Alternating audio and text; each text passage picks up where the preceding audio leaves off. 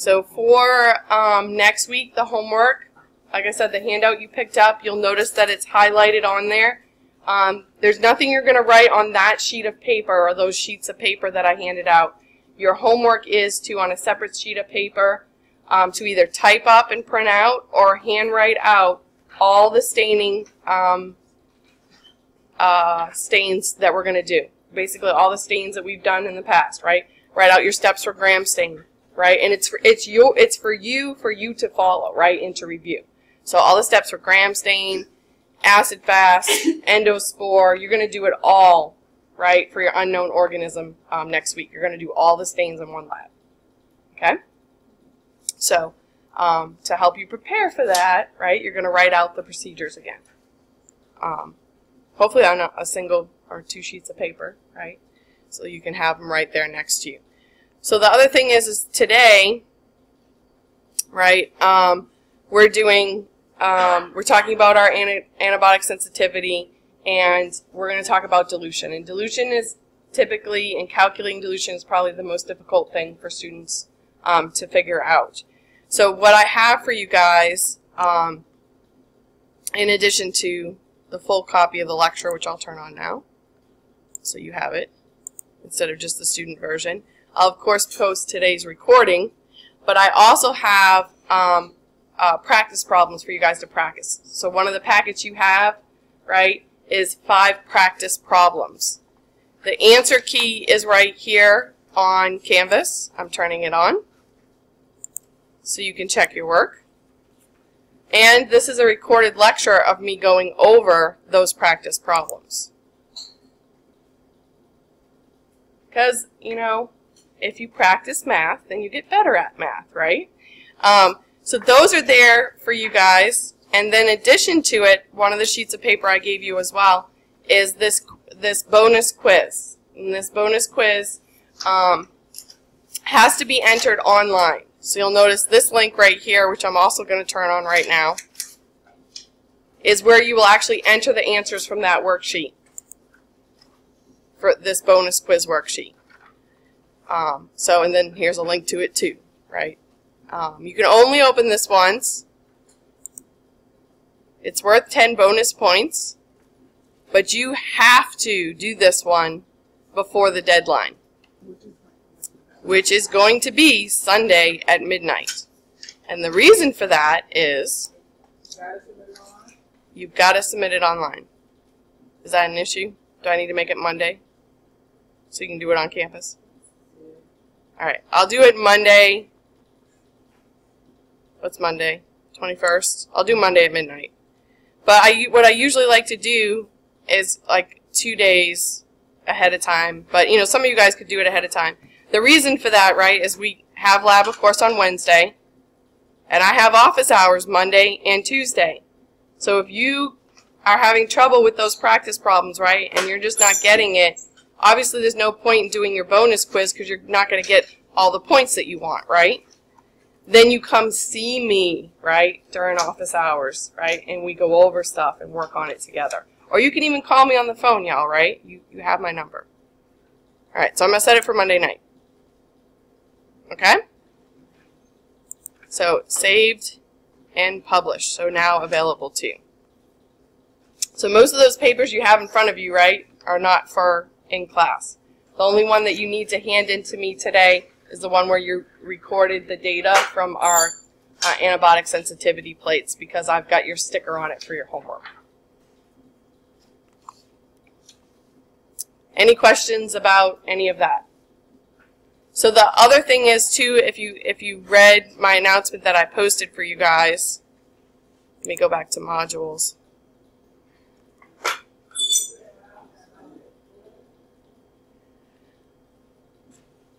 These videos right here, the very top of the module, this is a pretty good one. Like if you're a visual type person, this is one I highly recommend for explaining serial dilution.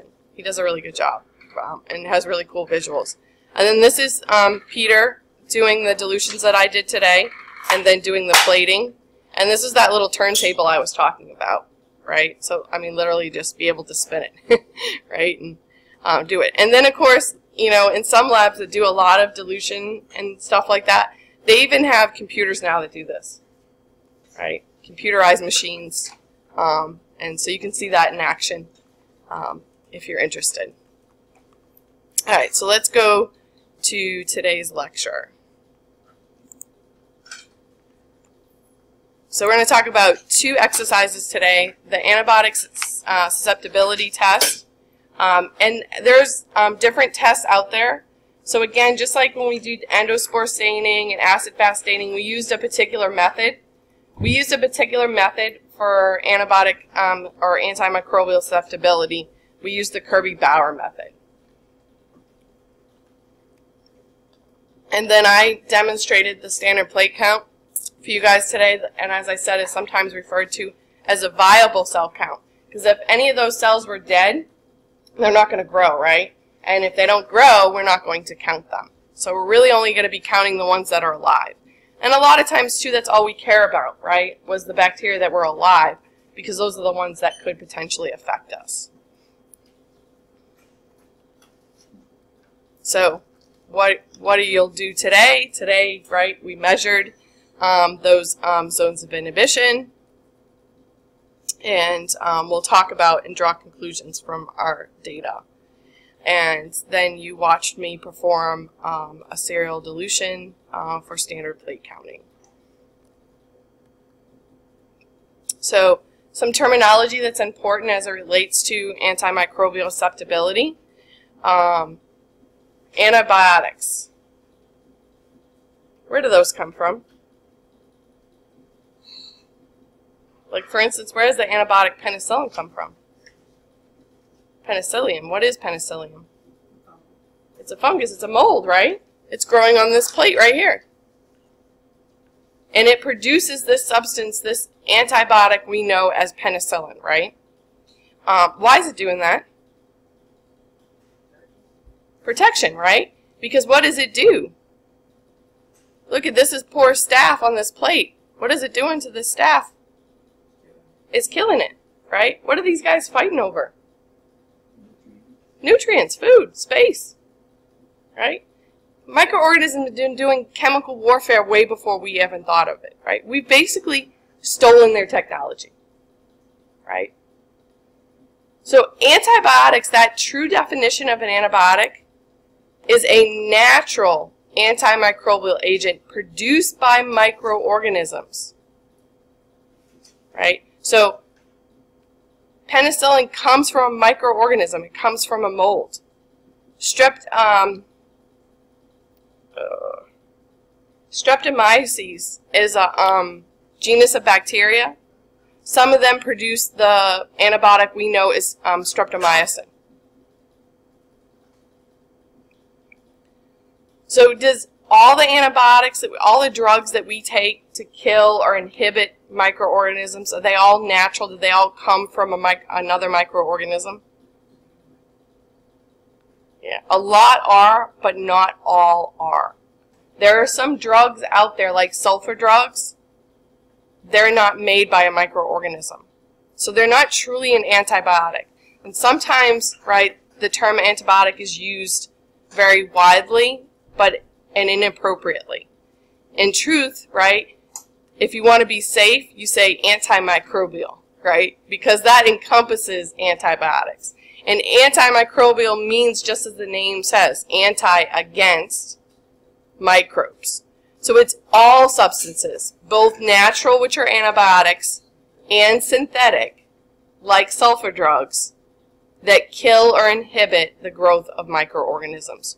Or viruses, right? Because we have some drugs out there now that can affect viruses as well. Synthetic or man-made, or they could be derived from plants, or they've even derived some drugs now from different animals.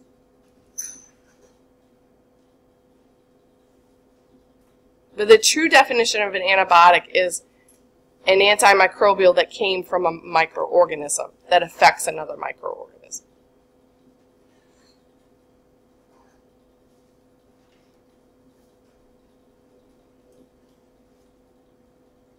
So, a lot of times, You know, sometimes we say antibiotic, but we're not using it in the true definition of the word. So notice I said kill or inhibit. Specifically when we're talking about bacteria, if a drug will kill them, it's referred to as bactericidal. If it just inhibits their growth, it's referred to as bacteriostatic. And some of the drugs that we looked at when we performed this test are bacteriostatic.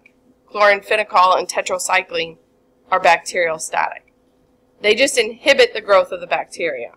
They won't actually completely kill it. So, who cares? It's going to inhibit them. That's good enough, right? If you take a bacteriostatic drug, what is actually going to kill the bacteria and eliminate it from your system? What do you have that protects you against infection? Your immune system, right? Your white blood cells and all the products of your immune system. So what if you're an immunocompromised patient? What if you have HIV? Yeah, it's not going to help you, right? Because your immune system can't do the second half of the job that needs to be done. Can't fight it off. So you're not going to give these types of drugs to patients whose immune systems are compromised. You're going to have to give a bacteriostatic drug. You're going to be limited in the type of drugs that you're going to utilize. Does that make sense to you guys? So the ones that are bactericidal that we utilized were penicillin and ampicillin, which are in the beta-lactam drug category. And penicillin is a natural antibiotic. Ampicillin is a semi-synthetic. It is penicillin that has been chemically modified, right? So no, not for allergies.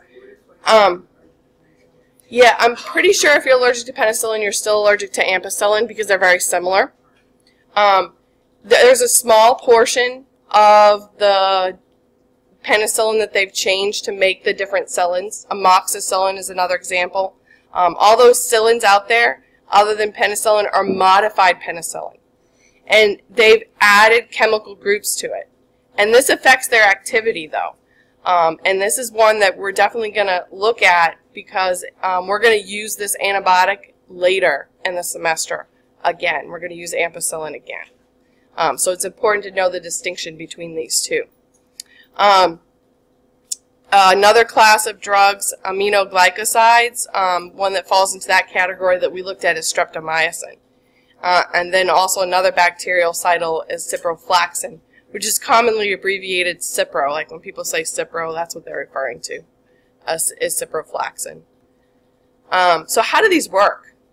Where do these drugs have to go?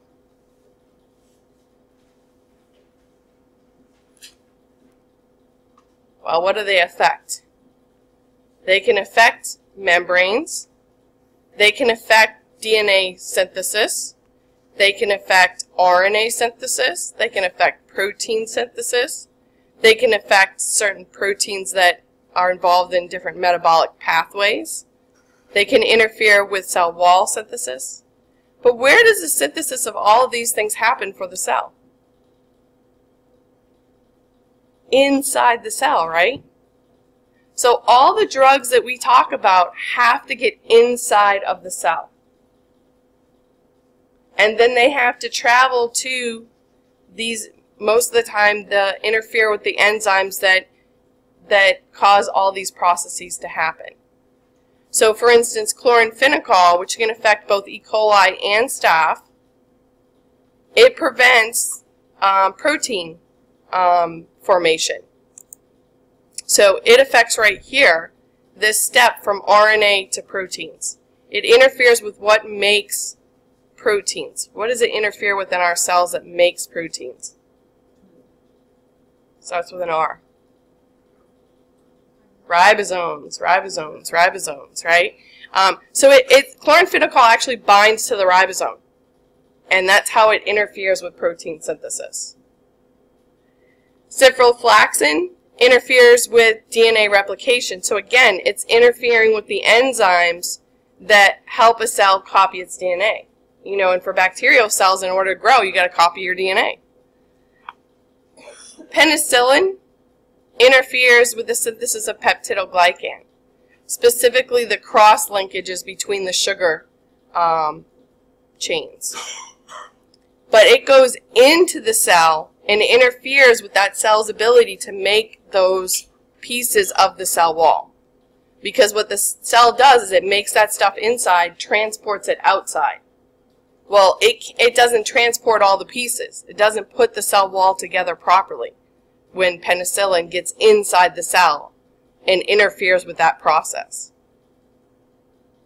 It kind of cracks me up because the proteins that penicillin binds to, they call them penicillin binding proteins, right? Because they discovered them by discovering the fact that penicillin binds to them, right? They didn't name them after the fact that they are important for making peptidoglycan, right? So Cipro affects DNA, penicillin affects cell wall synthesis. So different drugs have different targets, right? So that'll really affect too sometimes what antibiotics we would give versus what bacteria you're dealing with, right? Whether it be effective or not. And you noticed, right, that penicillin didn't affect E. coli at all, right? Nothing. It grew in the presence of it, no problem. And that has to do, in this case, with cell wall structure and the innate resistance that gram-negatives have to a lot of antibiotics. So remember, gram-positives have that very thick peptidoglycan layer. The stuff can travel right through that layer very easily. Where gram-negatives, they have a cell membrane, maybe a little bit of peptidoglycan, and then what is this? Another membrane, right? Known as what? The outer membrane. The bad news for us is that that outer membrane is very hard to penetrate. Very few substances can get past the outer membrane. So the problem with penicillin, straight up plain old penicillin, is it can't get in. If it can't get in, it can't affect cell wall synthesis, so therefore, right, no problem.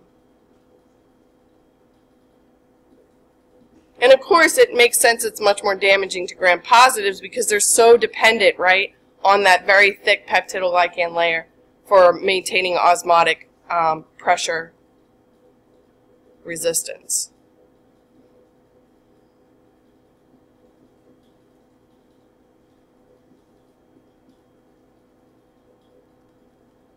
Okay, streptomycin, tetracycline, both of these guys, again, notice even here it tells you exactly where on the ribosome it's binding, right?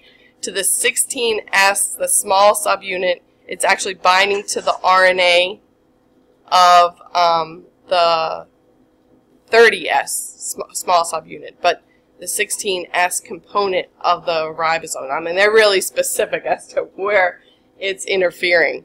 And again, it's a small subunit for tetracycline. The important take-home message for you guys is that we're interfering with protein synthesis, right? But remember, these guys are interfering, they're not stopping, which is why they were classified, if you look back, as bacteriostatic, not bactericidal drugs.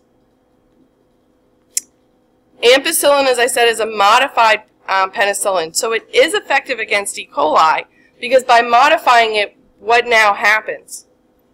Since they modify the chemical structure of penicillin into ampicillin, it changed it, and where does that chemical have to go to affect the cell? It's got to go inside. So that chemical change they made is allowing ampicillin to get into gram-negative bacteria, where penicillin all by itself in its natural form can't do it. So that's pretty cool, huh? Yeah. Yeah, you could almost think of it that way. We've basically given it the secret code to get in to the cell. So you'll notice that when you guys were measuring your plates, right, ampicillin did kill E. coli, and it was sensitive to ampicillin. So plain old E. coli is sensitive to ampicillin, not penicillin, right, but modified penicillin in the form of ampicillin can kill E. coli. And this is important because later on in the semester, we're going to make E. coli ampicillin resistant.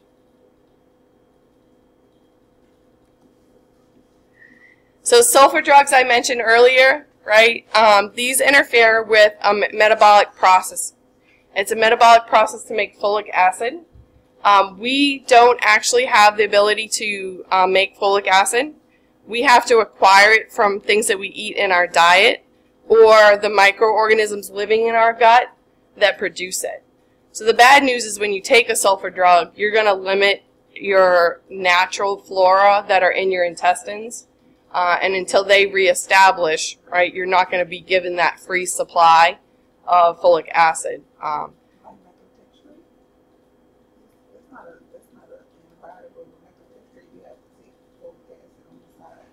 Right, yeah, because you're killing off the bacteria that are making it for you. Right, so it's one of the suggestions they make, right, because when we take antibiotics, do we affect just the bad guys?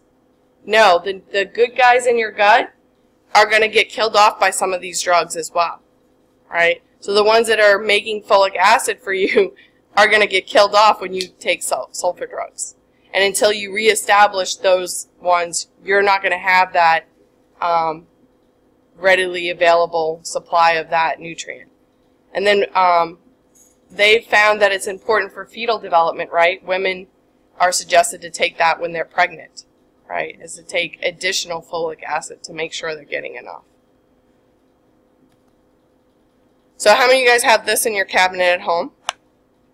Most of us do, triple antibiotic ointment, right? Or sometimes referred to as the trademark name of Neosporin. The cheap stuff is the exact same thing. So based on its name, how many antibiotics? 3. Why 3? Seems like overkill, huh? There are different types of antibiotics. So again, what are the chances that something on your skin, right, a cut, is going to be resistant to all 3? Pretty slim, right? And especially since each one of the drugs has a different mode of action.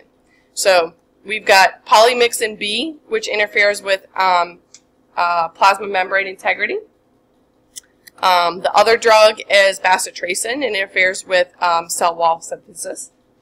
And then the last punch is neomycin, which is why it's referred to as Neosporin, right? And this one interferes with protein synthesis. So we like I said, 1, 2, 3 punch. Hopefully knock these guys out. So as we said, not very likely that you're going to run into a bacteria that's resistant to all 3 of these antibiotics at once. Maybe 1, but not all. There's important things if you actually read, right, the labeling that comes with this ointment.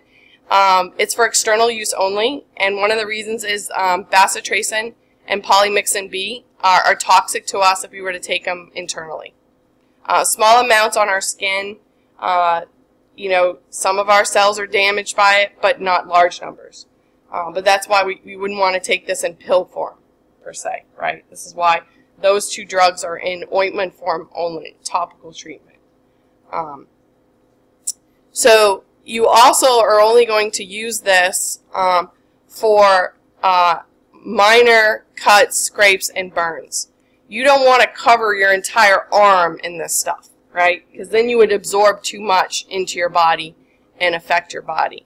And again, like I said, toxic, hence why you have to call poison control if your kid ingests this, so keep it away from them, right? We don't want to run into that problem. When using, don't use longer for a long period of time, right? If things aren't clearing up, right? You seek medical attention. Nowadays, they say the best thing, too, is, though, if you have a minor cut, is wash with soap and water and a little triple antibiotic ointment. And then, of course, keep an eye on it, right? If it gets infected, then see the doctor. So things like deep puncture wounds, animal bites, serious burns, right? These aren't something that this can take care of. You've got to go to the doctor. And so Peter had added that note, but I know for a fact the first 2 antibiotics are toxic to us if taken internally. So, all right, well, we know how we're killing them, right? How is it that some of them are resistant? Well, remember, the drug has got to go inside the cell and bind to some target molecule to interfere with whatever it's interfering with, whether it be DNA synthesis, protein synthesis, some metabolic pathway. So one way, and the natural way that a lot of gram-negatives are resistant to penicillin, is that penicillin cannot get past their outer membrane. So some of them have decreased the uptake, right? Porin proteins that are in the outer membrane of gram-negatives don't allow some drugs to even get in. So they're naturally resistant that way.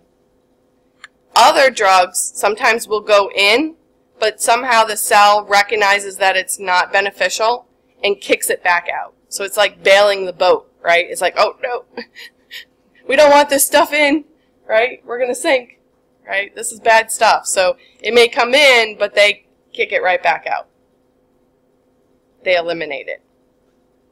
Another way that they can be resistant is if the drug comes in, they destroy the drug. They have enzymes that can destroy it. And unfortunately, this is very common for penicillin and penicillin-like drugs. These drugs, all penicillins, have this general structure here, and then this is the portion that's changed to make it the different cillins. But this ring structure right here, known as the beta-lactam ring, there's enzymes out there called beta-galactanases. Guess what they do to this ring? They break it. They break it, and therefore inactivate this molecule. They specifically attack this ring and destroy it. Another way that resistance happens is that the target that the drug needs to bind to has changed in such a way that the antibiotic can no longer bind. So for instance, notice the target shape here, right, and the drug is able to bind. Here, the substance has changed. So this has happened a lot for some of our drugs that affect protein synthesis. The ribosome has changed, so where the drug would normally bind to the ribosome, it can't anymore. So therefore, it can't interfere with protein synthesis. I can't remember why Peter has this here. I didn't take it out, though. But it's a good thing to talk about. Amino acids, like when you bind them together, right, that's called a peptide bond. Remember before, too, that I talked about peptidoglycans? Part of the reason why it's called that is because there are amino acids that link those sugars together. And it's named after the bond between amino acids. It helps to know it, right? It helps you remember what makes up peptidoglycan. So how does selection work? You say we have a population of bacteria, right? And we apply a selective pressure, say it be antibiotics. Only the ones that can survive those antibiotics are going to survive, right? What we call the resistant bacteria. All the sensitive ones are going to be eliminated. So through natural selection, right, the selective pressure of antibiotics, we end up with resistant bacteria. The ones that survive antibiotics are going to predominate. So this phenomenon, unfortunately, has happened twice now with a particular common pathogen that can cause pretty serious skin infections called Staphylococcus aureus. Anyone know what MRSA stands for, or MRSA? Right, micticillin-resistant Staphylococcus aureus. Guess what micticillin is? Yeah, it's a penicillin derivative antibiotic, yes. It was very commonly used for staph infections. So guess what we have now? A lot of resistance to that antibiotic among the organism Staphylococcus aureus. So obviously we quit using micticillin for the most part, widely. So we switched to another antibiotic. And guess what? Now we have resistant strains against that antibiotic. We have VRSA. Anyone know what the V stands for? Vancomycin. So we now have vancomycin-resistant Staphylococcus aureus. Yeah, well, because of close contact. Yeah. Yeah.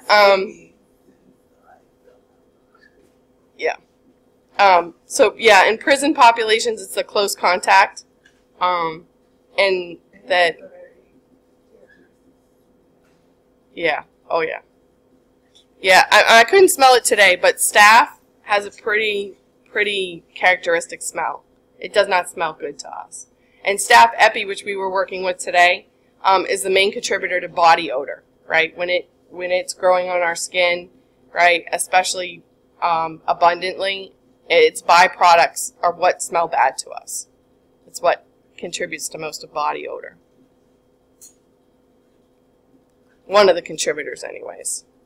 So organisms, right, this ability to be resistant, for the most part, can be encoded in their DNA, right? How to make that enzyme to destroy penicillin is encoded in their DNA. That's their genotype. Making that enzyme is referred to as their phenotype. It's the physical expression of their genetic information, right? So organisms with these abilities are going to survive. And over time, this leads to the evolution that we've seen with the resistant strains of staph now.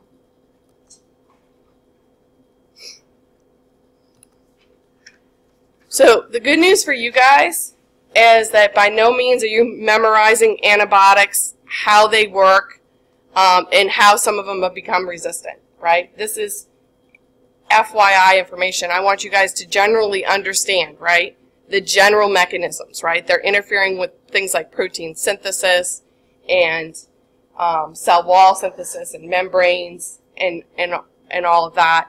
And you know, resistance does exist, right? So we have the actual information for you guys on the different resistances.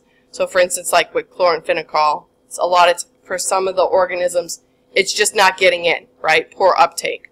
Or they have enzymes that deactivate the drug. So unfortunately, for just about every drug out there, there's an organism out there that's resistant to it.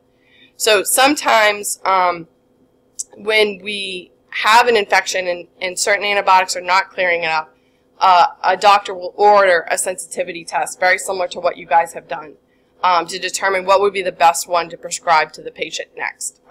When you get to about the third course of antibiotics, right, you're about that way.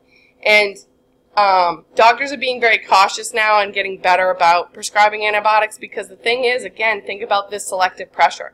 If we're taking antibiotics when we don't need them, then we're exposing microorganisms to them that we don't need to be exposing them, and we're going to greater the chances of resistance to happen. The other problem we run into is patient compliance. Actually taking their antibiotics for the full course, because even though you feel better, does that mean that all those microorganisms are gone? No, you need to take it for the full course.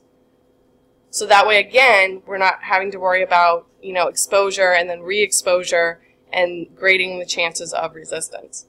Another thing that's hard for patients, and I know as a mom, giving some antibiotics, you have to give them 2-3 times a day, right? And that has to do with how quickly that antibiotic breaks down in your body, what's called its half-life. So some of them break down relatively quickly in the body, so the levels are going to decrease pretty quickly. So you want to make sure that you maintain steady levels, right, in your body of this drug, so that you're not getting these dips where there's not any drug and then all of a sudden, bam, a whole lot of drug. So when you're on your about third round of your kid having an ear infection, you say to the doctor, like I did, I don't care how much the 1-a-day pill costs, I want it. Right? Because I only want to give this once a day, right? Trying to chase the kid down 2 and 3 times a day, right, is not fun. But those drugs tend to be more expensive because of that. But sometimes it's worth it, right? So these are all the different drugs, like I said, and all of them have, you know, some organisms that have developed these different resistance strategies or mechanisms. So our Kirby-Bauer method, the way this one works is that we completely inoculated a complete lawn of growth of bacteria on our plates. Then we placed our discs where they're impregnated with a specific antibiotic at a specific concentration. And based on how this diffuses through the media is going to determine whether it's susceptible or not and whether it actually kills the bacteria. So these zones that we're measuring are referred to as zones of inhibition. And as we saw with penicillin against E. coli, sometimes you have 0 inhibition. That's clearly without even having to measure resistance. But just because you have a zone does not mean that it's susceptible.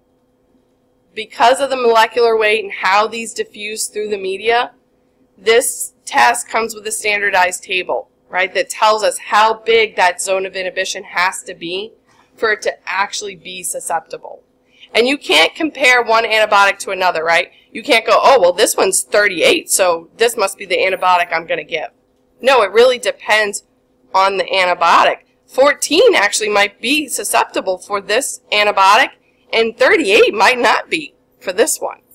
So you don't compare one to the other how big these zones are. You have to actually measure and compare to the chart to determine if it's susceptible or resistant. Does that make sense to you guys? All right, so you don't eyeball this, you use your chart, which I will give you on a quiz and test. So some terminology. Minimum inhibitory concentration. This is the lowest concentration of a specific bacterial static antimicrobial drug that's needed to prevent the growth of a given bacteria in vitro, which means outside of the body, right? In vivo is inside the body. So these are tests done outside the body. Why do we want the smallest amount of antibiotic? Why don't we just, you know, take a whole bunch of antibiotic? More is better, right? Why do we want to know the least amount we could give and still be effective? Yeah. I mean, why don't we just give you like 500 grams of penicillin?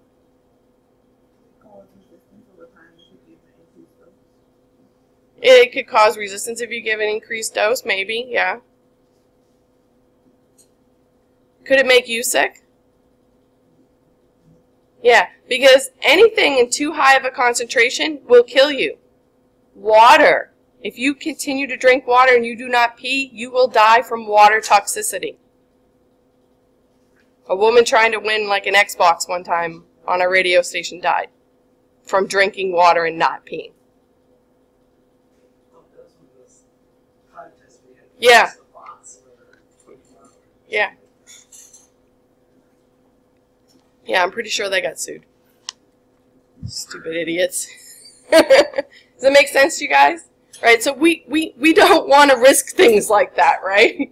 Toxicity to ourselves, right? So we want, you know, the least amount, and cost-wise too, right?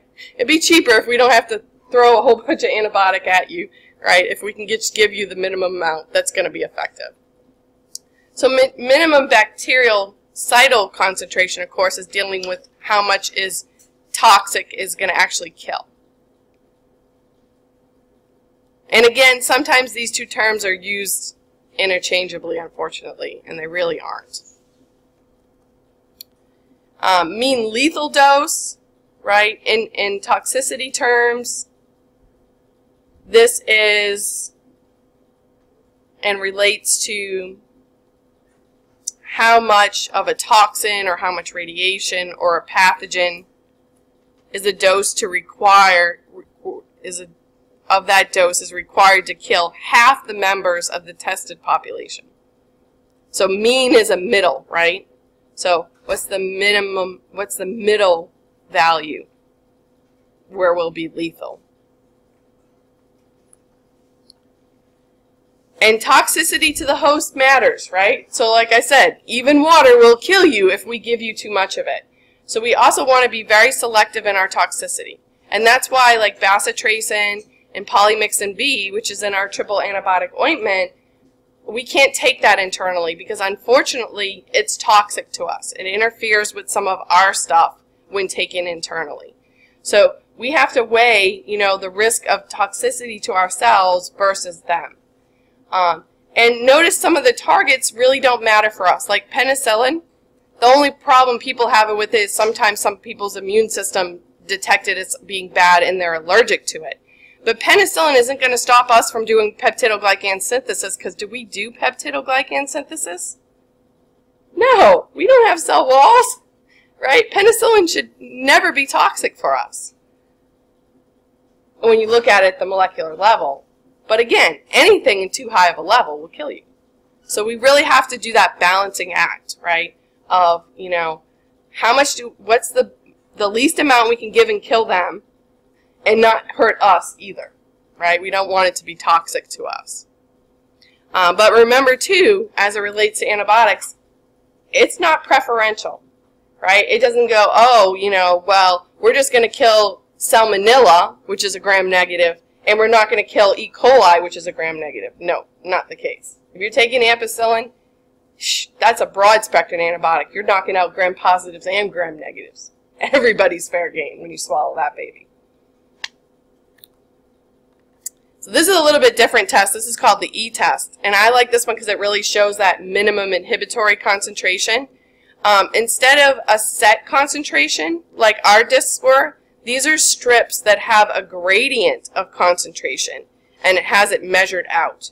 So right here, where it's intersecting, is the minimum inhibitory concentration, because notice after that, this is too low of a concentration of the drug. It does not stop the bacteria from growing.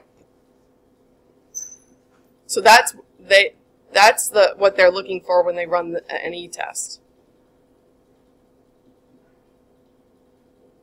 Regardless of whether it's toxic or if it's bactericidal or static, they want to know what's the least amount of drug we can give and affect growth. So for our discs, how do those get into the media? They diffuse, right? Just simple diffusion. But one of the important things to note is they don't just diffuse out, it also diffuses down into the agar, right? So it goes out and down.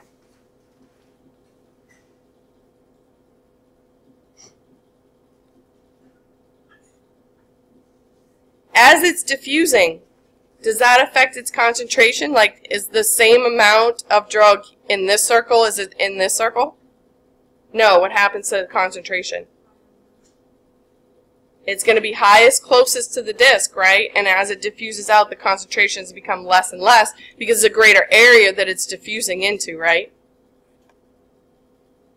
So our zones really are minimum inhibitory zones, right? Because does the antibiotic, this is our zone of inhibition. Does the antibiotic extend past this? Yeah. But is it affecting growth anymore? No. So we are measuring minimum inhibitory concentrations when we measure our discs. Just ours is circular, right, as opposed to the one where it intersects. So, having said that, this is related to our first question from the homework. What if, and I poured these plates for you from tubes that were pre-measured for me. So it was 25 milliliters of pre-measured media that I poured into those plates for you. So that it should, if we measured those plates, they should be 4 millimeters deep. What would happen though if I screwed up, or the person who prepared those tubes for me screwed up and didn't put 25 mils in it and put less, and I only ended up with a very thin plate of about 2 millimeters. Would that affect our test? Yeah, because what? How? Yeah, because what's going to happen to our zones? They can't diffuse as far down, right? So they're going to diffuse further out, right? So our zones might be unnaturally larger than they're supposed to be.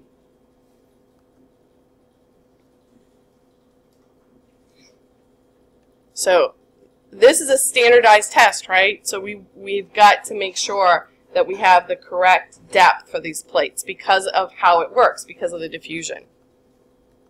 So Peter did the math because, you know, Peter loves the math, right? So like I said, my tubes contain 25 milliliters so that I would end up with 4 millimeter deep pores for our standard Petri dishes.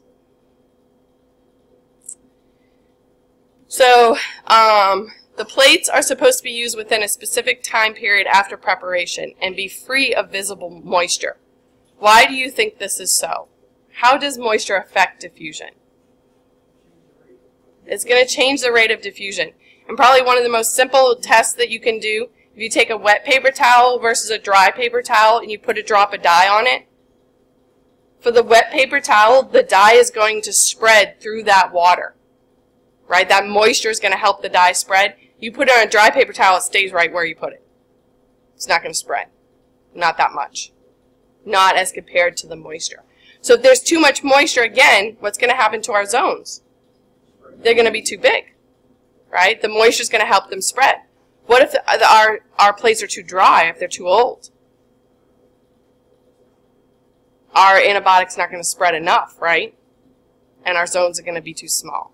So yeah, I had to pitch some plates too because the moisture level was screwed up on them.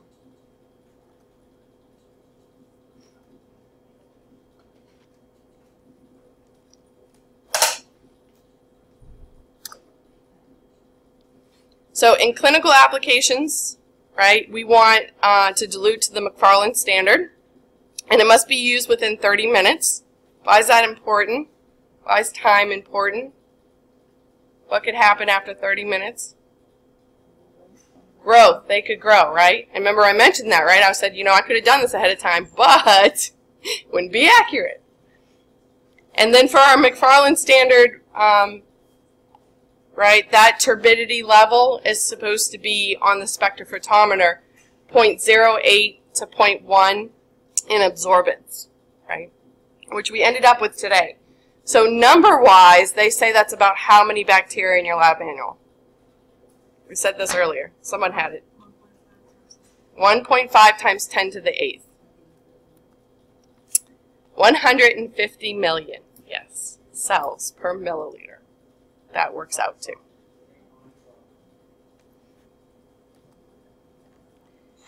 So we use two different bacteria, and the reason for that is one is a gram-negative and one is a gram-positive. E. coli is a gram-negative and staph is a gram-positive. Is there a difference in susceptibility between gram-positive and gram-negative? Yes, and this is related to the gram stain, and there's structural differences that give us those different differences when we gram stain. You're more than welcome to close that door. Today seems like a bad passerby day. You want to close the door. It's not hot in here, and we're not running the Bunsen burner. They're driving me cuckoo bananas. Thank you, Alerica. Right. So again, too, right, especially when you're talking about a drug that affects cell wall synthesis, like penicillin, you know, it makes sense that we see these differences for gram-positive versus gram-negative because they have the differences in peptidoglycan. But again, really the true reason for gram-negatives is it can't get past that outer membrane. So then they gave you a sample, you know, and on your guys' quiz next week, you'll have one just like this, right? Where I'm going to give you the zones, I'm going to give you the table, and I'm going to tell you which antibiotic is which one's susceptible, which one's resistant, which one can we give to our patient, right? So for this, they tell you that they actually ended up with two exact same zones. They were both 25 for both antibiotics, zones of inhibition. But for chloramphenicol, remember, or penicillin, it's going to be 29 or greater. It's only 25. So therefore, this particular bacteria they were testing is what as it relates to penicillin? It's resistant. So you definitely don't want to give that to your patient, right? You don't want to give them penicillin, right? The chloramphenicol, it has to be 18 or greater. In this case, it's 25. So it is sensitive or susceptible to this antibiotic. You could give chloramphenicol to this patient for that infection they were testing. Does that make sense to you guys? It's that simple.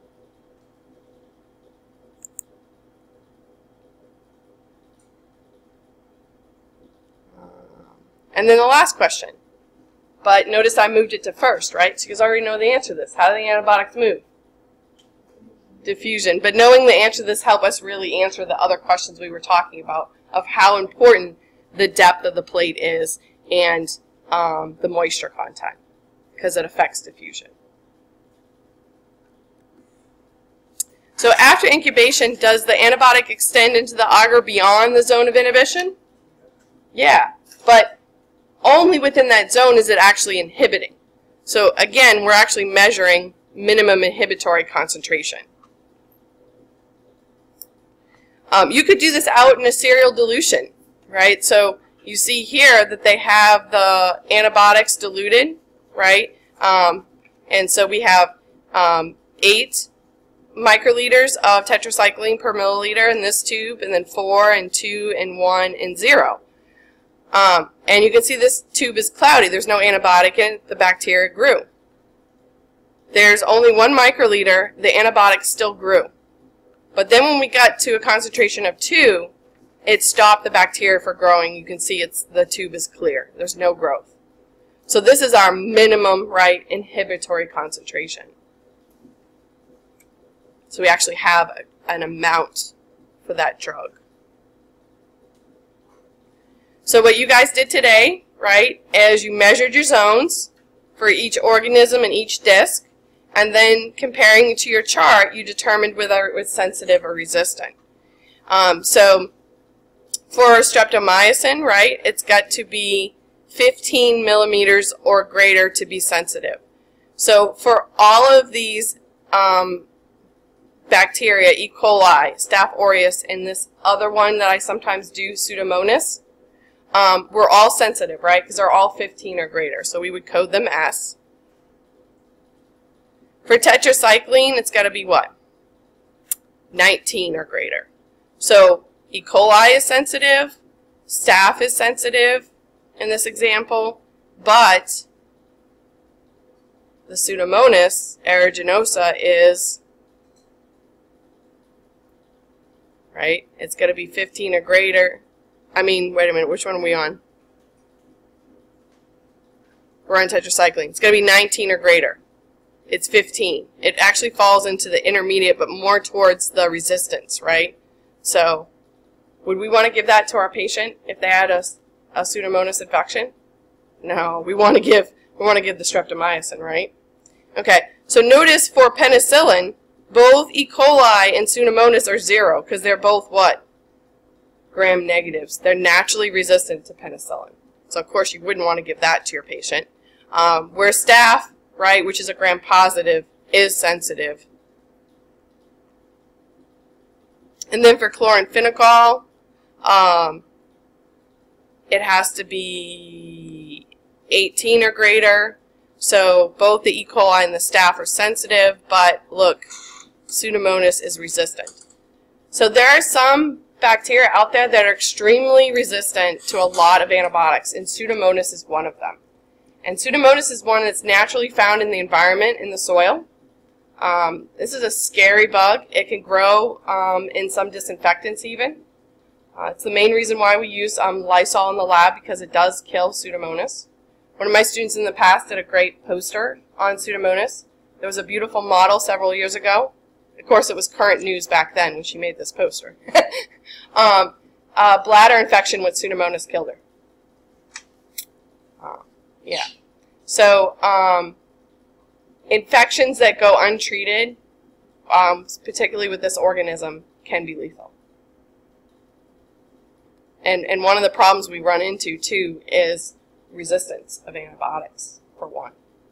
Right? So they may have prescribed her an antibiotic for her infection, but because it was Pseudomonas, it was probably resistant to the antibiotic they gave her.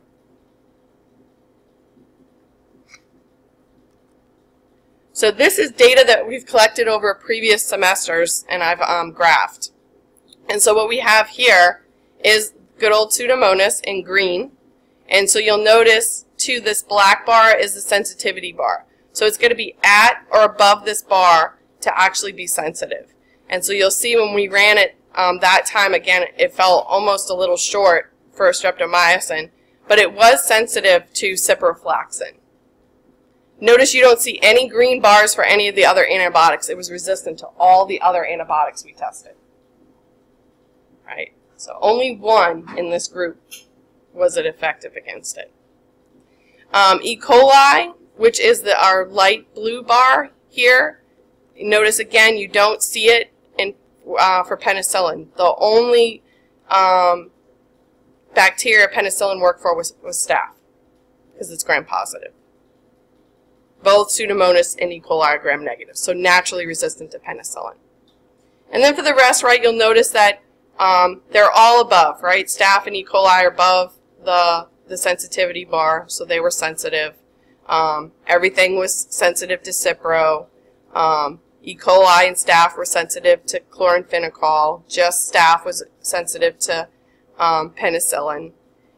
E. coli, as I said, is sensitive to ampicillin because it's a modified penicillin.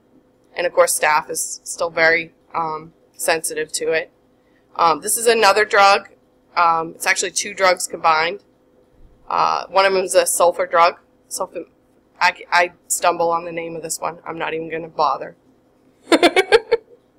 But both E. coli and staph were sensitive to it. And vancomycin, staph is sensitive to it. And this is another one where gram-negatives are naturally resistant to vancomycin because it can't get in. Can't get in. So Peter had a pretty scary bout with a Staph aureus infection of his skin after acquiring a poison ivy infection. And he's allergic to penicillin, so they had to give a different drug. But one of the interesting things about his experience was the pus was yellow, which most of the time pus is kind of green, right? But it was yellow because it was a Staph aureus infection. And Staph aureus actually means golden. And sometimes Staph aureus, certain strains, will be yellow. And so like the ER doc or someone in the ER is like, oh, I think that's a staph infection. And come to find out it was. But because it was pretty severe at that point, when he got back from his trip, he had to have IV antibiotics in the hospital and then additional antibiotics when he got out. But he was lucky it was not an antibiotic-resistant strain. So there's our scientific method, right? Don't forget about that for antibiotic sensitivity. So that brings us to enumeration of bacteria, the not so fun part. So there's a lot of slides in here, and some of them I'm going to skip over. And I'm going to tell you guys to go ahead and reference them if math is not your strong suit. So there are different ways that we could count bacteria, right? We could put them under a microscope slide and count them. There's a special slide for counting and enumerating bacteria this way called a direct cell count. You can use a dye, but unfortunately the dye is only taken up by the dead cells. So if you wanted to count dead bacteria, it's very beneficial. This special chamber, and apparently these guys cost a couple $100, which is why I don't have one to show you. You don't appreciate the things you work with in research until you become a teacher and you realize how much all this stuff costs. if you weren't involved in the ordering of the stuff in research. Some of the stuff I used to order. These things were already in the lab that I worked in, so I had no idea how much they cost. Now I understand why we kept it in a little case and everyone said don't drop this. Because you're looking at $400 for one slide. And that's because it's a special slide where the volume is set. When you put the cover slip on, the volume in that chamber that you create is 0.1 microliters of cell suspension. So you know the volume. And remember, the volume matters when you're trying to figure out how many cells you have in a concentration. So biotech is apparently going to get one of these, so maybe they'll let me show it off to my students in the future. We'll see. Not very useful for bacteria, but very useful in the research that I used to do when I had to count eukaryotic cells. So a lot of times we use indirect cell counts, right? We're not directly counting it under the microscope. We might use measuring biomass, which can be utilized, different instruments that can measure biomass, others that can measure different biological products that the bacteria produce. Or you could do like we did today, which is a serial dilution. But again, there are some drawbacks. We got to wait 24 hours, right, to get results. And despite this, though, this is a very widely used technique, which is why we show it to you guys. And again, this is going to count just living cells. So also sometimes referred to as a viable cell count. We use the spectrophotometer, right? We could correlate spectrophotometer with our dilution. I could have taken, except I did such small volumes and our thing needs about 2 mils. But I could have took each one of my dilutions too and measured them on a spectrophotometer, and we could graph that out, right, and get a correlation between the two. So that for a particular organism, you could use the mass spec to get a general idea about how many bacteria, if you've done out the plating, right, and you know your standard graph. So in the past, we used to use these awful things, these pipette aids, right, which I still have in the lab, the different kinds, the bulb and the rolling style, right, being able to suck stuff up, a much larger serological pipette, right, where you also have to make sure that you measure the meniscus and all that good stuff, and using much larger volumes. The good news is that we were able to klepto or borrow some of the micro pipetters, so we could do it in much smaller volumes, a much easier instrument and much more accurate instruments to use. So as I showed you guys when I was using them, right, you adjust the knob to the correct settings for your volume, and for the different ones you have to know what the different numbers stand for.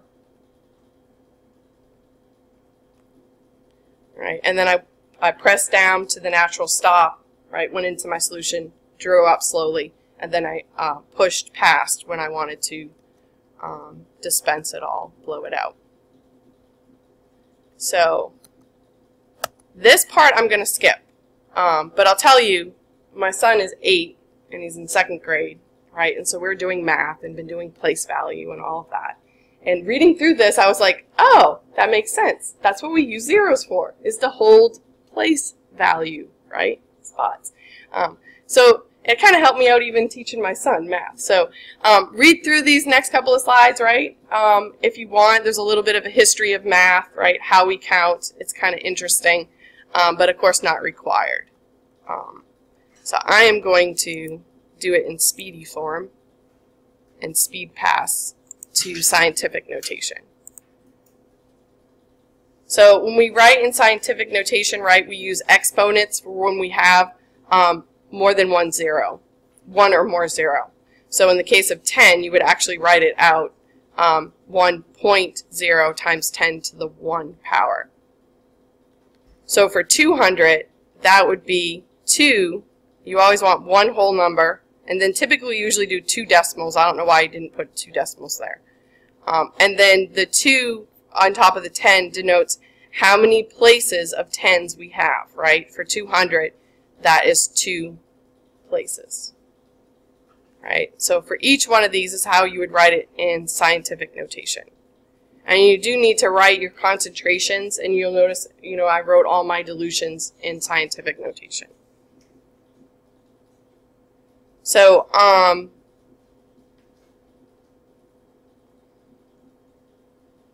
the standard units, so kilograms, grams, right? This is all based on on each of the prefixes stands for a certain amount of zeros, and it's always in groups of 3. So notice that a gram, right, a milligram or a milliliter, right, if you're measuring in volumes as opposed to weight like here, is 1,000th of a gram. A microgram or a microliter, right, is 1/1,000,000th of a liter. And then nano, right, and we don't go way down here, right, but we do use, I used microliters today.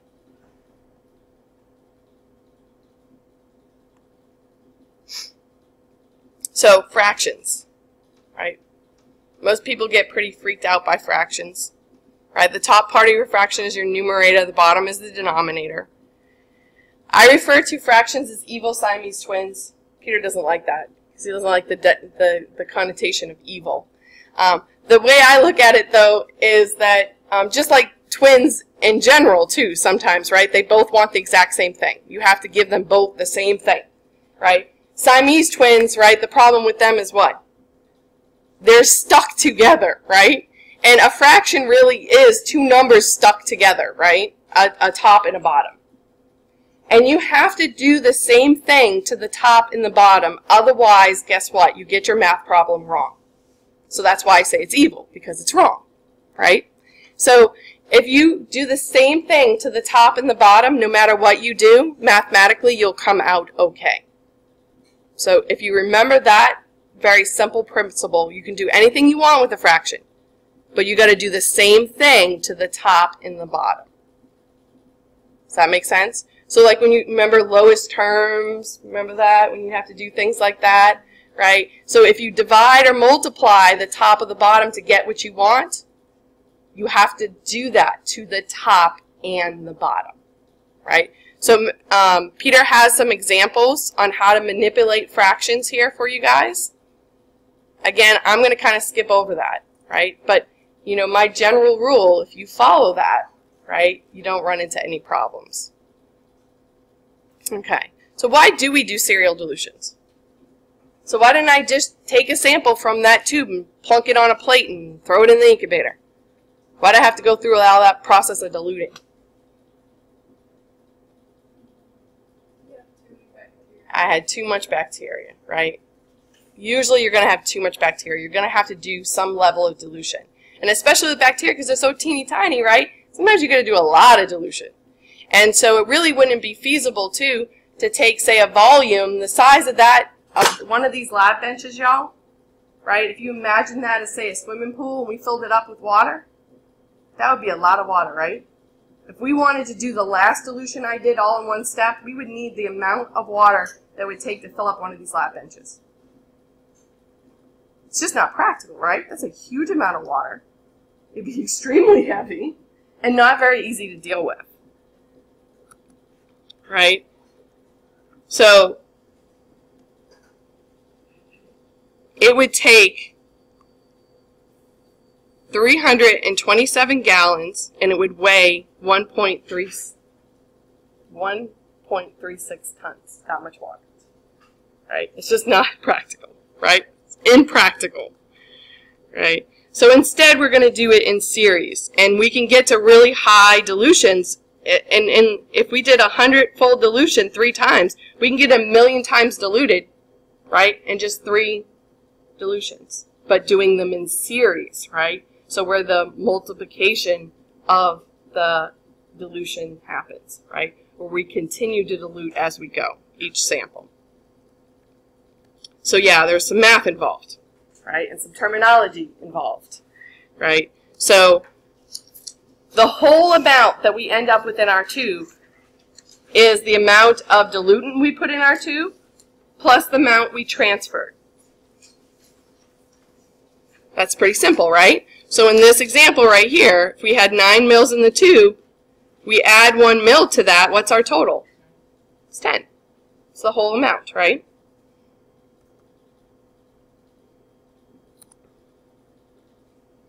That individual tube is a dilution, right? We're putting 1 mil into 9 mils. But remember, we really are most concerned with when we talk about how much dilution we're doing is that whole amount. right? So that 10. Total tube dilutions, right? So when we take one tube and we take that dilution and put it into another tube, we have to take into account the initial tube dilution and the dilution we did to make the next tube. The term that we use for that calculation, when you're getting past the first tube, is referred to as total tube dilution or dilution factor. I usually say total tube dilution because it helps me keep track of that. I'm keeping track of the total amount of dilution I've done, right? Or sometimes people just say the dilution factor. Because again, this is what you're going to use to calculate back about how many cells you had to start with. So your book has you do the part over the whole method, which is a fraction, right? And most students have trouble with fractions. So Peter and I have tried this new method of flipping it to no longer do it as a fraction, but make it a whole number. So we're just going to flip it over, right? And a lot of times people say 1 to 10 dilution, right? And like you guys thought when we talked about the soup earlier, right? You thought you were going to use, for a 1 to 4 dilution, that you were going to use 4 cups of water and 1 cup of stock. No. That means 1 cup of stock and 3 cups of water for a total of 4. So when we say a 10-fold dilution, we mean our total amount is 10.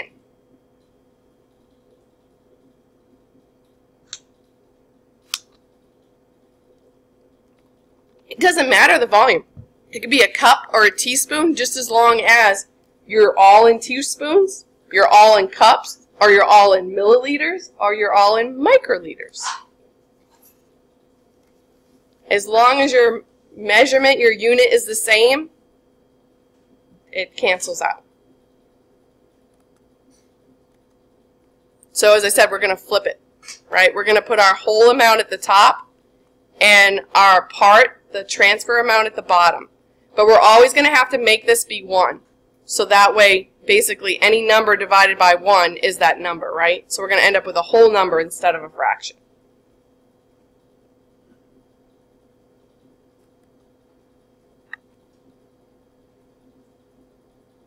So a 10 to 1 ratio. So for this one, if I took, my final volume is 5 milliliters, right? And I added 0.5 milliliters to that. What's the dilution factor here?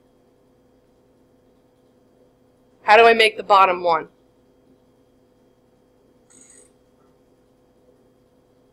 Multiply by 2. Gives you 1, right? If you have 0.5, right, you multiply by 2, that gives you 1, right? And if you multiply the top by 2, because remember, evil Siamese twins, you got to do the same thing. So I multiply the bottom by 2, and I multiply the top by 2, what do I get? 10. So I just did a 10-fold dilution, I just did it differently. How much was in that original tube that I added 0.5 to get me to 5?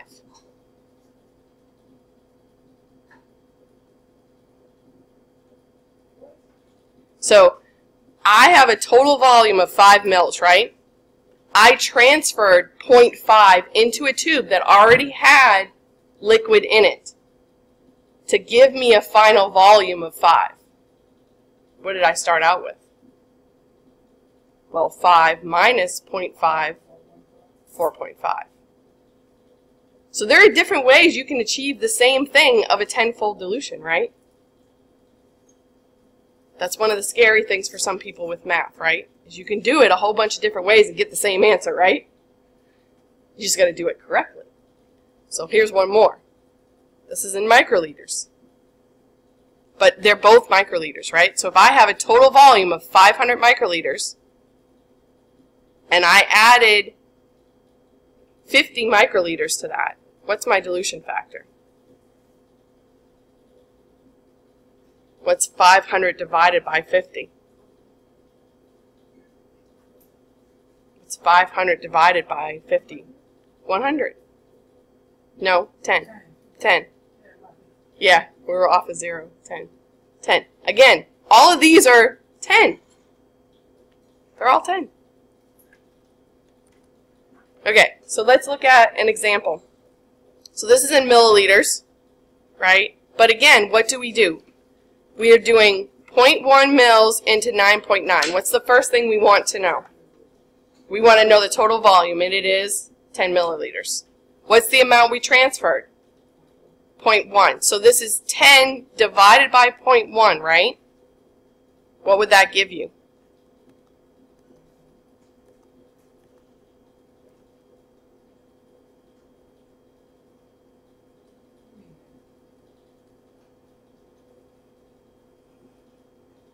It's going to be 100. A lot of times we're doing 10-fold or 100-fold dilutions, but I got news for you. To make sure you understand what you're doing on those practice problems, I changed up the numbers. It's not all going to be 10 and 100. But you guys just did this correctly, right? You just did 0.1 plus 9.9 is 10 divided by 0.1.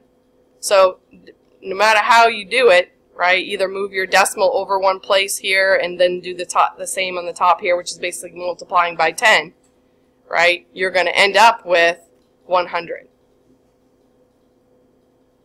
And that's what I did, right?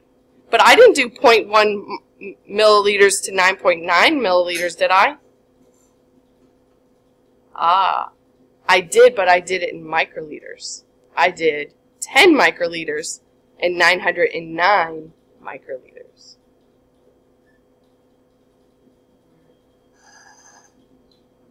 Okay, so now if we go from here to here, right, but then we take a sample from here. This is 100 times diluted from our original, right?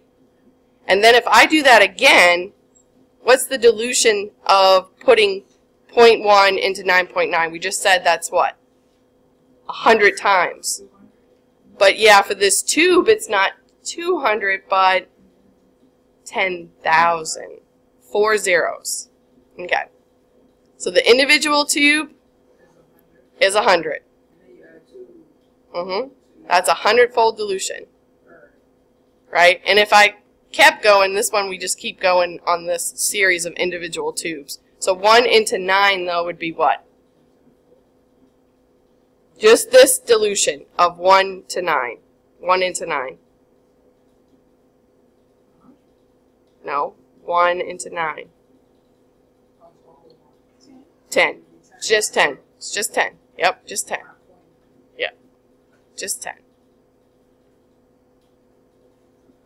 Right? And then I could keep going, right? Diluting it 10 times, 10 times. But again, like I said, we got to keep track of what the total dilution is, or the dilution factor. So what we've got to do is multiply. So go to this one. These are practice problems for individual tubes, so I'm going to skip over them. You guys can do those on your own. Okay, so here's our individual tube dilutions that we just said, right? We're going to dilute 100 times, 100 times, 10 times, 10 times, 10 times. Y'all see that? Okay. So, but we want to know what is the overall dilution, the total tube, or the dilution factor for each one of these tubes in the series.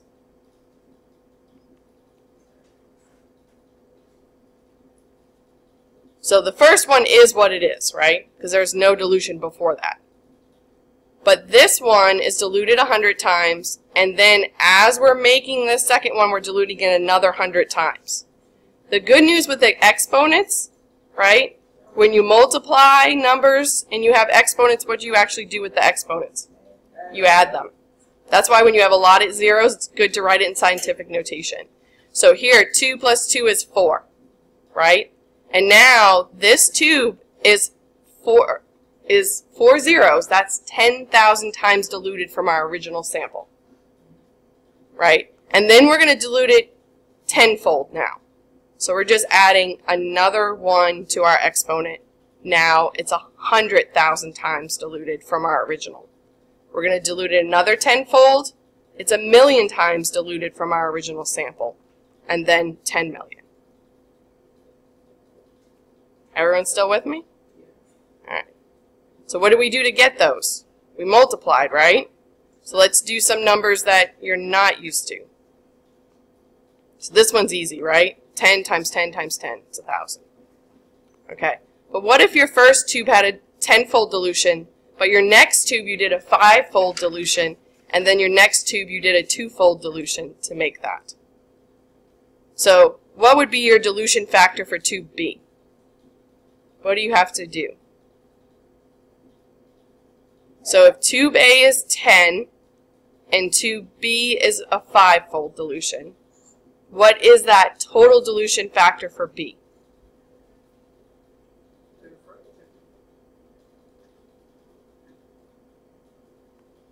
It would be A times B, right? What's A times B? What's 10 times 5? 50. Still with me? So now what's C? Yeah, A times B times C, which ends up being 100. Now, do you really have to multiply A times B over again? No, you already know it's 50, so now you just multiply by 2, right? As we were doing it, right, you just keep going in the series. You don't have to keep multiplying from the beginning, right? We already know A times B is 50. Then we're just multiplying on 2 to get 100. So in bacterial labs, it's common to use this method, right? But again, we don't say cells per milliliter. We say CFUs, because we don't know if that colony we're counting was actually a single cell or not. And with staph, it probably wasn't, right? So our counts are going to be kind of low based on what would truly be there. So one milliliter of culture, why did we not put a whole milliliter on those plates? Yeah, it's just too much volume for that plate, right? We need a smaller volume for the cells to get spread out, right, on that plate. So we typically will do less. So in this case, we did 100 microliters, which is equivalent to 1/10 of a mil. So even though I did all my calculations in microliters, I did all my dilutions in microliter volumes, when we do our final calculations, we typically do them in milliliters. So that's one of the reasons why I wrote 0.1 milliliters, right? So that I'm already in milliliters. So, yeah, because of that, I have to take that into consideration. So, a lot of formulas and writing out of the formula. The important one to know is this one right here. CFUs is the number of cells we're counting on the plate, right? So you don't get that until the next day. The final plated volume, right? How much I put on that plate, I have to divide that by my CFUs. And since it's less than a mil, right, it's going to affect my number. And then, of course, we have to have that dilution factor. What was the dilution of that tube that I put on that plate from our original culture? Right? So this is your formula you need to know. CFUs divided by plated volume, volume plated, times by your dilution factor.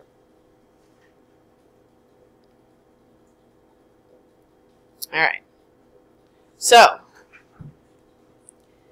we also are only going to count plates that are between 30 and 300 colonies to be statistically accurate. So although we could very easily count my plate that had 5, right, we're not going to use that one. I'm going to actually physically sit there and count the other plate for my class tomorrow. So we would code it, if there's more than 300, I don't know about you, but I don't want to count that one. We would code that one too numerous to count. Or the one that is less than 30 would be too few to count. Not that we couldn't count it, it's that we really shouldn't use that in our calculations. Now that range is the range in our book, but other scientists use other ranges. But they're not all that off from what we're using, right? So we're going to stick to what's in your book, which is 30 to 300, right? We only use those plates that fall in that range for doing our calculations. So here's our scheme, right? Here's our dilution scheme. Here's our dilution factors. We're going to plate 1/10 of a mil, just like I did today, onto the plates. say if we come back tomorrow, and on plate X we have 977 colonies, plate Y we have 120, and plate Z we have 16. Which one is our countable plate? Y. Because it's between 30 and 300. So we would take that number as our CFU number. So what's our equation? CFUs divided by volume plated times by the dilution factor, right? So when we fill that in, we get, and you can use calculators, but this is just step-by-step going through the math. We end up, for this example, with 1.2 times 10 to the 9th CFUs per milliliter. So basically 1 billion cells per milliliter for that example.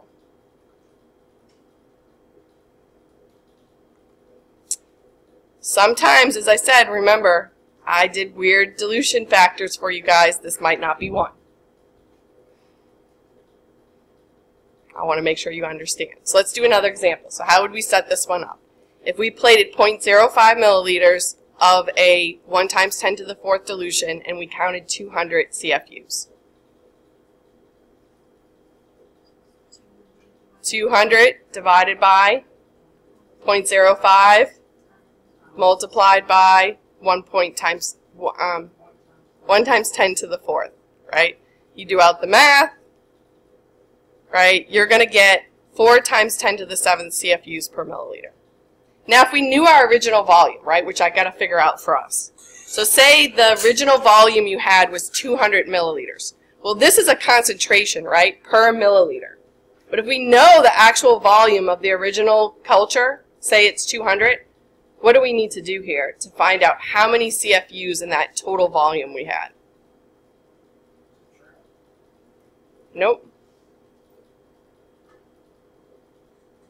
Multiply. You would multiply. You have a concentration, right? You would multiply by your volume, because guess what's going to happen to those? Yeah, it's going to be canceled out, right? Good old chemistry usually helps you with that, right? With canceling out when you do your conversions. Right? So the milliliters will cancel out and we're just left with CFUs. So you multiply. So this ends up being 800 times 10 to the 7th, and then written in scientific notation. And that total vessel of 200 milliliters, they had about 8 billion cells, or CFUs, colony forming units. And it could have been more than that, right? Because what if that colony was made by 2 cells that stuck together? So at the very least, you had about 8 billion cells in that original 200 ml flask that you started with. It's a lot. Is it 1 times 10 to the 4th? Oh, because remember in the very beginning, right, we said we're going to switch from the books method, and we're not going to write it as a fraction. So our equation is also different from the book. So good eye, Lyrica. And so that's the thing that we have here, right? So Peter has it written out, the comparison, right? But basically what we did is we flipped it. We flipped the equation from your book because we flipped our dilution from the very beginning. So you guys wouldn't have to worry about negative numbers or fractions. And that's what this goes over. Right? We just flipped it. The equation. You can do that. Alright, so I didn't do what he had done in the past, and mostly because of the storm. But remember, we could have asked the question of like how many cells are per colony. But I'm not asking that question for staff. We're going to compare it to our spectrophotometer reading. Oh, it's locked, yeah. So for today, right, this is the actual scheme that I used, right? Except instead of in milliliters, I did it in microliters. So I did it in microliters. But I did the exact same dilution scheme, right? I did 100 times, 100 times, 10 times, 5 times, and then 5 times again. right? So my final dilution factors, right, were 100 times, 10,000 times, 100,000, 500,000, and 2.5 million times diluted from my original culture. And so our original culture, remember we measured it on the spectrophotometer when I got done, was around McFarland's standard, which is 1.5 times 10 to the 8th. So this was what he expected with how he started out with. So we probably have less cells than that, which is probably why, again, my countable plate from the other day was my plate 2. Where in the past, you know, it's been these 2 plates, 3 and 4, because he started out with a lot more cells than I did. But again, right, we hopefully will end up with a countable plate. I did end up with a countable plate last week, so hopefully we'll end up with one from today. And we can calculate based on that. And again, you can convert milliliters to microliters, and that's just what this is going over. I still did the same dilutions, right? Here it's in microliters, here it is in milliliters. It really doesn't matter as long as you stay within the same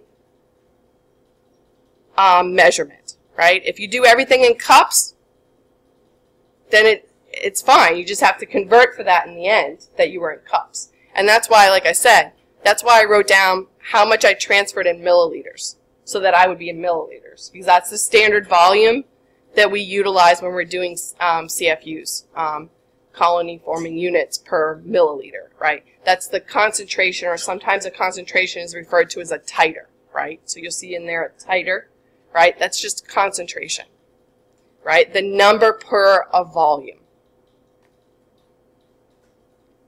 Does that make sense to you guys? So lots of practice problems, right? Go through them.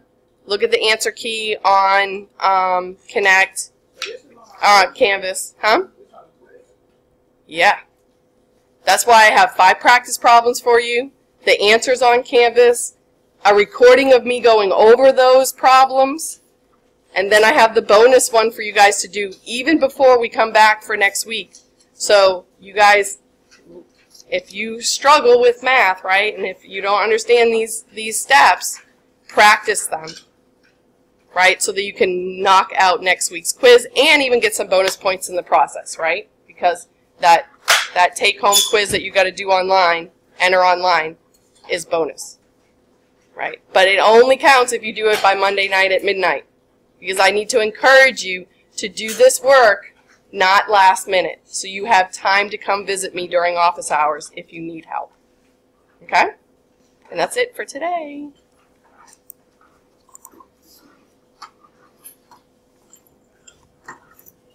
Can I ask you? Always. Let me